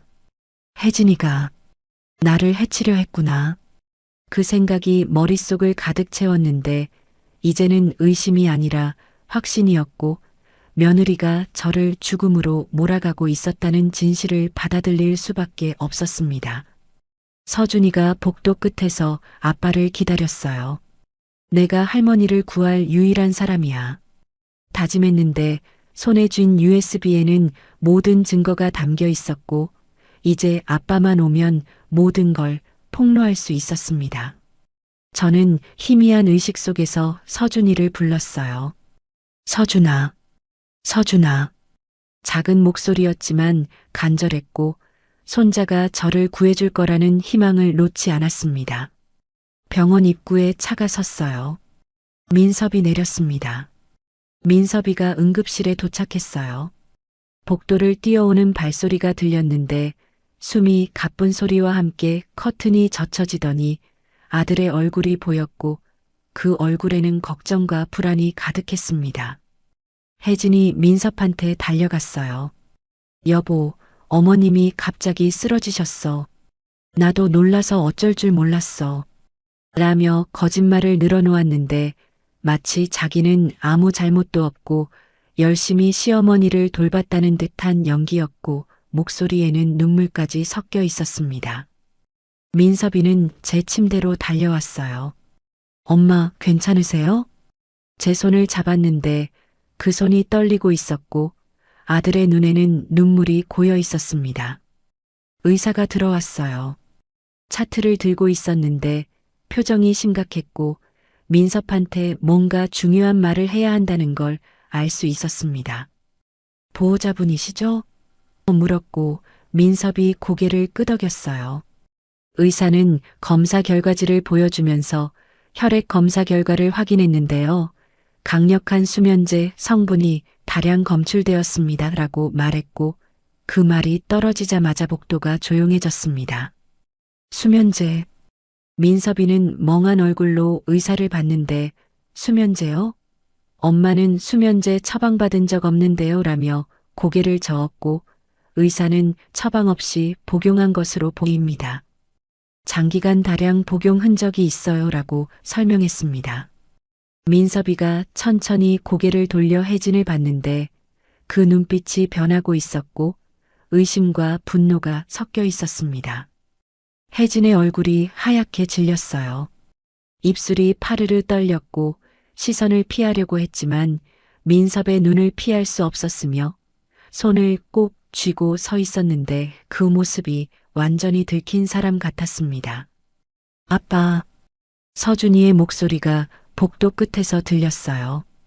뛰어왔는데 손에는 USB를 꽉 쥐고 있었고 숨을 헐떡이면서 민섭한테 달려왔습니다. 아빠, 이거 봐야 돼요. 라며 USB를 내밀었는데 그 목소리에는 절박함과 분노가 섞여 있었고 눈에는 눈물이 맺혀 있었습니다. 민섭이 USB를 받았어요. 이게 뭐니? 이 안에 엄마가 할머니 학대한 영상이 다 들어있어요. 수면제 먹이는 거, 폭언하는 거, 김밥만 주는 거 다 녹화했어요. 불륜 증거도 있어요. 서준이가 소리쳤는데 복도에 있던 사람들이 다 돌아봤고 혜진의 얼굴이 더 하얗게 변했습니다. 간호사가 노트북을 빌려줬어요. 민섭은 떨리는 손으로 USB를 꽂았는데 파일들이 화면에 떴고 첫 번째 영상을 재생했습니다. 화면에는 혜진이 제 방에 들어와서 하얀 알약을 건네는 장면이 나왔고 어머님, 약 드세요라는 목소리와 함께 제가 억지로 약을 삼키는 모습이 선명하게 찍혀 있었습니다. 다음 영상이 재생됐어요. 김밥만 놓인 식판, 꾀병 부리지 말고 청소나 해라는 폭언, 늙은 짐짝이라는 모욕, 모든 게 고스란히 담겨 있었고 민섭의 손이 떨리기 시작했습니다. 블랙박스 영상이 나왔어요. 혜진이 낯선 남자와 키스하는 장면, 5천만 원만 있으면 돼. 시어머니한테 받을 수 있어라는 대화, 친정 빚이 거짓말이었다는 증거까지 모두 들어있었고 민섭의 얼굴이 점점 굳어갔습니다. 노트북을 닫았어요. 천천히 일어섰는데 온몸이 떨리고 있었고 주먹을 꽉 쥐었으며 숨을 크게 들이쉬더니 혜진한테 걸어갔습니다. 여보, 그게... 혜진이 말을 시작하려 했지만 민섭이 더 빨랐어요. 멱살을 잡았습니다. 복도 한가운데서 아내의 옷깃을 움켜쥐었는데 그 힘이 얼마나 셌는지 혜진이 비틀거렸고 주변 사람들이 숨을 죽였습니다. 그 약 왜 넣었어? 왜? 미쳤어. 민섭이 소리쳤는데 평생 욕을 하지 않던 아들이 욕을 퍼붓는 모습을 보며 저는 가슴이 찢어지는 것 같았고 동시에 속이 시원했습니다. 병원 전체가 조용해졌어요. 의료진도 환자들도 모두 그 장면을 지켜보고 있었는데 누구 하나 말리는 사람이 없었고 오히려 혜진을 비난하는 눈빛들만 가득했습니다. 민섭이 멱살을 놓고 제 침대로 왔어요. 무릎을 꿇었습니다. 제 손을 잡고는 얼굴을 묻었는데 어깨가 떨리고 있었고 오열하는 소리가 들렸습니다. 엄마, 미안해요. 내가 미안해. 내가 몰랐어. 내가 엄마를 지켜야 했는데. 목이 메인 목소리였는데 아들이 이렇게 우는 모습을 본 게 얼마만인지 모르겠고 제 눈에도 눈물이 고였습니다. 혜진이 무릎을 꿇었어요. 여보, 미안해. 내가 잘못했어. 제발. 울면서 용서를 빌었는데 하지만 민섭은 고개도 돌리지 않았고 차갑게 외면했습니다. 민섭이 일어났어요. 혜진한테 걸어가서 내려다봤는데 그 눈빛에는 더 이상 사랑도 동정도 없었고 오직 경멸만 가득했습니다. 노인 학대범. 불륜녀. 당장 우리 집에서 나가. 당신과 이혼이야. 단호한 목소리였는데 한 글자 한 글자가 칼처럼 날카로웠고 혜진의 얼굴이 일그러졌습니다. 주변 사람들이 웅성거렸어요. 노모를 학대했대요. 수면제를 먹였다잖아요. 불륜까지 했대. 손가락질이 시작됐는데 의료진도 환자 가족들도 모두 혜진을 비난하는 눈빛으로 쳐다봤고 혜진은 그 시선을 견디지 못하고 고개를 숙였습니다. 민섭이 의사한테 갔어요. 선생님, 이 검사 결과지 주실 수 있나요? 경찰에 신고해야 해서요. 의사가 고개를 끄덕이며 결과지를 건넸는데 노인 학대는 명백한 범죄입니다. 신고하시는 게 맞습니다라고 말했고 민섭은 그 종이를 꽉 쥐었습니다. 저는 희미한 의식 속에서 모든 걸 지켜봤어요. 아들의 분노, 며느리의 몰락, 주변 사람들의 비난, 모든 게 꿈 같았는데 일주일간 쌓였던 억울함이 조금씩 풀리는 것 같았고 가슴이 뜨거워졌습니다. 잘했어. 작은 목소리로 속삭였는데 민섭이 제 손을 꽉 잡았고 엄마, 괜찮아요. 이제 다 끝났어요라며 안심시켰습니다. 혜진이 비틀거리며 일어났어요. 병원 밖으로 나가려고 했는데 사람들 사이를 지나가며 손가락질과 비난을 받아야 했고 그 모습이 처량했지만 동정심은 전혀 들지 않았습니다. 민섭이 혜진한테 마지막으로 말했어요. 당신이 한 모든 악행, 평생 후회하며 살게 해줄 거야. 차갑고 단호한 목소리였는데 혜진은 대답하지 못하고 고개만 숙인 채 병원을 나갔습니다. 병실 밖에서 민섭의 목소리가 들렸어요. 경찰한테 전화하는 소리였는데 네, 노인 학대 및 약물 오남용으로 신고합니다라는 말이 복도에 울려 퍼졌고 그 목소리에는 흔들림이 없었습니다. 저는 침대에 누워서 그 소리를 들으며 가슴이 뛰었는데 드디어 시작됐구나 싶었고 억눌렀던 감정이 조금씩 풀리는 게 느껴졌습니다. 30분쯤 지났을까요? 경찰이 왔어요. 2명의 형사가 병실로 들어왔는데 민섭이 USB와 검사 결과지를 건넸고 형사들은 그걸 받아들며 심각한 표정을 지었습니다. 증거가 명확하네요라고 말했는데 그 한마디가 혜진의 운명을 결정짓는 순간이었고 저는 속으로 이제 끝났다고 생각했습니다. 혜진이 경찰서로 끌려갔어요. 복도에서 비명을 질렀는데 아니에요. 오해예요. 라며 발버둥 쳤지만 형사들은 묵묵히 그녀를 데리고 나갔고 주변 사람들이 손가락질하며 쳐다보는 시선 속에서 혜진은 고개를 푹 숙였습니다. 그 모습을 잊을 수가 없어요. 민섭이 내 손을 잡았어요. 엄마, 괜찮으세요? 라고 물었는데 목소리가 떨리고 있었고 제 손을 꽉 쥔 그 힘에서 아들의 죄책감과 다짐이 느껴졌습니다. 저는 고개를 끄덕였어요. 괜찮아. 이제 괜찮단다라고 대답했는데 정말로 마음 한구석이 시원해지는 기분이었고 눈물이 났습니다. 이틀 뒤에 민섭이 병실에 왔어요. 손에는 서류 뭉치를 들고 있었는데 이혼 소송 접수했어요 라고 말했고 그 얼굴에는 결연함이 가득했습니다. 위자료와 치료비 그리고 친정 빚으로 사라진 5천만 원까지 모두 청구했다고 했는데 저는 그 돈은 하고 말하려다가 입을 다물었습니다. 민섭이 엄마 돈이에요. 당연히 돌려받아야죠 라며 단호하게 말했고 저는 그저 고개를 끄덕일 수밖에 없었습니다. 경찰 조사 결과가 나왔어요. 혜진은 모든 증거 앞에서 자백할 수밖에 없었는데 수면제를 먹인 것도 폭언한 것도 학대한 것도 다 인정했고 불륜 증거까지 명확해서 변명의 여지가 없었습니다. 담당 형사가 민섭한테 전화했는데 입건 확정입니다. 기소까지 갈 겁니다라는 말을 들은 민섭의 얼굴이 조금 밝아졌고 저는 그 표정을 보며 안도했습니다. 며칠이 지났어요. 아파트 주민들 사이에서 소문이 퍼졌는데 903호 며느리가 시어머니 학대했대요. 불륜까지 했다던데요 라는 수군거림이 들렸고 엘리베이터에서 혜진을 마주친 주민들은 대놓고 인상을 찌푸렸습니다. 관리사무소 앞 게시판에는 누군가 익명으로 노인 학대범 퇴거 요청이라는 글을 올렸는데 댓글이 수십 개 달렸고 모두 혜진을 비난하는 내용이었습니다. 혜진이 집 앞에 섰어요. 주민들이 지나가며 손가락질했는데 저 사람이 그 며느리래 경찰서 갔다 왔대요라는 말들이 들렸고 혜진은 고개를 들 수 없었습니다.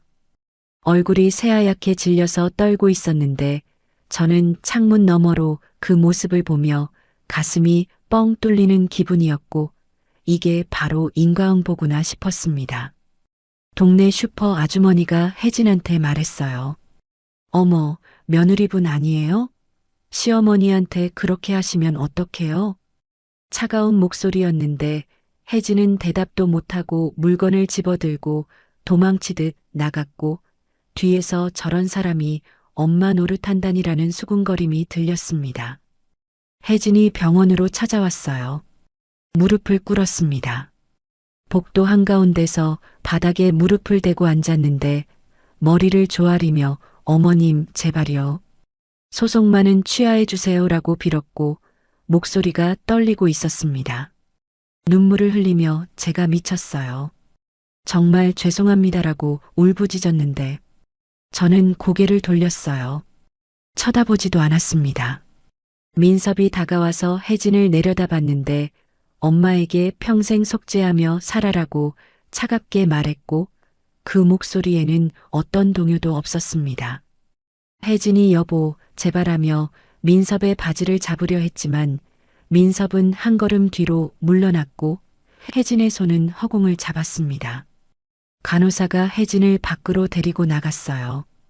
울면서 끌려가는 모습이 처량했는데 하지만 제 마음속에는 동정심이 전혀 일지 않았고 오히려 당연한 대가야라는 생각만 들었습니다. 일주일 후에 법원에서 판결이 났어요. 이혼 소송에서 혜진이 완전히 졌는데 위자료 5천만 원, 치료비 전액, 그리고 정신적 피해 보상금까지 합쳐서 총 8천만 원을 물어야 했고 재산 분할도 일체 받지 못하게 됐습니다. 민섭이 판결문을 들고 와서 보여줬는데 저는 그걸 보며 이제 정말 끝났구나 싶었고 숨이 편해졌습니다. 혜진이 집에서 짐을 쌌어요. 민섭이 지켜보는 가운데 초라한 캐리어 하나만 끌고 나갔는데 명품 가방도 비싼 옷도 아무것도 가져가지 못했고 그저 낡은 옷까지 몇 벌만 챙겼습니다. 현관문을 나서며 뒤도 돌아보지 않았는데 등이 굽어 있었고 완전히 꺾인 사람 같았습니다. 저는 병실 침대에 누워서 그 소식을 들었어요. 가슴이 뜨거워졌습니다. 일주일간 쌓였던 모든 억울함, 분노, 서러움이 한꺼번에 녹아내리는 것 같았고 눈물이 주르르 흘러내렸는데 이번엔 슬픔의 눈물이 아니라 해소의 눈물이었습니다. 민섭이 제 통장을 정리해줬어요. 5년간 모은 적금 통장 3천만 원이 들어있는 계좌를 제 이름으로 안전하게 옮겨놨는데 엄마, 이 돈은 이제 아무도 못 건드려요라고 말했고 저는 그 말에 고맙다, 정말 고맙다라며 아들의 손을 꽉 잡았습니다. 서준이가 병문안을 왔어요. 제 손을 잡고 할머니, 이제 약 걱정 없이 주무세요라고 속삭였는데 그 작은 목소리에 진심이 담겨 있었고 저는 손자의 머리를 쓰다듬으며 착하다 우리 서준이라고 말했습니다. 그날 밤 오랜만에 편안하게 잠들었어요. 수면제도 며느리의 그림자도 아무것도 없이 그냥 편안하게 눈을 감았는데 꿈속에서는 남편이 나타나서 잘했어, 수고했어라고 말하는 것 같았고 저는 미소를 지으며 깊은 잠에 빠져들었습니다. 퇴원하는 날이었어요. 민섭이 제 손을 잡고 병원 로비를 걸었는데 햇살이 따뜻하게 내려앉았고 오랜만에 느끼는 바깥 공기가 싱그러웠습니다. 차에 타면서 이제 집에 가는구나라고 생각했는데 가슴이 편안했고 눈물이 날 것 같았습니다. 집에 도착했어요. 현관문을 열었는데 집안이 깨끗했습니다. 거실 바닥이 반짝였고 창문도 닫혀 있었으며 주방도 정돈돼 있었는데 민섭이 혼자서 다 정리한 거였습니다. 엄마, 편하게 쉬세요라고 말했는데 아들의 목소리에서 진심이 느껴졌고 저는 고개를 끄덕였습니다. 민섭이 회사에 재택근무를 신청했어요. 엄마 간병하려고요라고 상사한테 말했다는데 저는 그럴 필요 없어. 나 혼자 괜찮아라고 말했지만 아들은 고개를 저었습니다. 엄마, 이제는 제가 챙길게요라며 단호하게 말했는데 그 표정에는 결심이 가득했습니다. 매일 아침 민섭이 식사를 준비했어요. 따뜻한 미역국, 부드러운 계란찜, 잘 익은 나물 반찬이 상에 올라왔는데 정성이 느껴지는 음식이었고 저는 한 숟가락 떠서 입에 넣으며 눈물이 났습니다. 맛있다라고 말했는데 민섭이 환하게 웃으며 많이 드세요라고 대답했습니다. 민섭은 규칙을 정했어요. 잘 먹고 잘 자고 무리하지 말기라는 세 가지였는데 매일 저녁마다 엄마, 오늘 규칙 지키셨어요? 라고 확인했고 저는 고개를 끄덕이며 응, 다 지켰어라고 대답했습니다. 서준이가 매일 찾아왔어요. 학교 끝나고 집에 오면 제일 먼저 제 방으로 달려왔는데 할머니, 오늘 학교에서 이런 일이 있었어요라며 손을 꼭 잡고 이야기했습니다. 손자의 작은 손이 따뜻했는데 그 온기가 제 마음까지 녹이는 것 같았고 저는 그래, 잘했어라며 머리를 쓰다듬었습니다. 그 아이가 있어서 살았어요.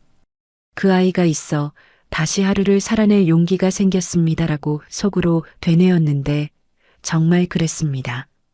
서준이의 웃는 얼굴을 보면 힘이 났고 앞으로 더 살아야겠다는 마음이 들었습니다. 아파트 단지를 산책했어요. 서준이가 제 팔을 잡고 천천히 걸었는데 할머니, 천천히 가요라며 걸음을 맞춰줬고 저는 그 배려가 고마웠습니다. 꽃밭 앞에서 멈췄는데 코스모스가 바람에 흔들리고 있었고 서준이가 예쁘죠? 라고 물었습니다. 그래, 정말 예쁘구나라고 대답했는데 오랜만에 느끼는 평화로움이었습니다. 일주일쯤 지났을까요? 민섭이 전화를 받았어요. 변호사한테 온 연락이었는데 혜진 씨 최종 판결 나왔습니다라는 말이 들렸고 민섭의 표정이 굳어졌습니다. 전화를 끊고 제게 왔는데 엄마 혜진이 징역 1년에 집행유예 2년 선고받았대요. 위자료도 전액 지급 명령 떨어졌고요라고 말했습니다. 숨을 들이켰어요. 마음속 짐이 내려갔습니다. 이제 정말 끝났구나라고 생각했는데 복수가 아니라 정의가 실현된 기분이었고 가슴 한구석이 시원했습니다. 더 이상 그 사람 때문에 잠 못 이루지 않아도 된다는 게 너무 감사했습니다. 민섭이 제 앞에 무릎을 꿇었어요. 두 손으로 제 손을 감싸 쥐었는데 엄마의 남은 인생은 내가 책임진다라고 말했고 목소리가 떨리고 있었습니다. 저를 꼭 안아주었는데 그 품이 따뜻했고 저는 아들의 등을 토닥이며 고맙다. 정말 고맙다라고 속삭였습니다. 눈물이 났어요. 행복의 눈물이었습니다. 이렇게 사랑받는다는 게 얼마나 소중한지 깨달았고 살아있어서 좋다라는 생각이 들었습니다. 통장을 정리했어요. 민섭이 제 명의로 된 적금 통장을 건네며 엄마, 이거 엄마 거예요. 아무도 못 건드려요라고 말했는데 3천만 원이 고스란히 남아 있었습니다. 더 이상 며느리 눈치 볼 필요 없다는 게 실감났는데 경제적으로도 자유로워진 기분이었고 마음이 가벼워졌습니다. 건강도 나아졌어요. 민섭이 병원에 데리고 갔는데 담당 의사가 경도인지장애 증상이 호전되고 있어요 라고 말했고 스트레스가 줄어서 그런 것 같네요 라고 덧붙였습니다. 민섭이 제 손을 꽉 쥐며 기뻐했는데 저도 안도했습니다. 저녁 식사 시간이었어요. 민섭이 만든 된장찌개와 고등어구이가 상에 올라왔는데 서준이가 밥을 떠서 제 앞에 놓아주며 할머니 많이 드세요라고 말했습니다. 셋이서 밥을 먹는데 행복했고 이게 바로 가족이구나라는 생각이 들었습니다. 밤에 잠들기 전 창밖을 봤어요. 달이 밝게 떠 있었는데 예전에는 잠이 안 와서 힘들었지만 이제는 편안하게 눈을 감을 수 있었습니다. 수면제도 필요 없었고 며느리의 그림자도 사라졌으며 그저 평온함만 남았습니다. 서준이가 제 방에 들어왔어요.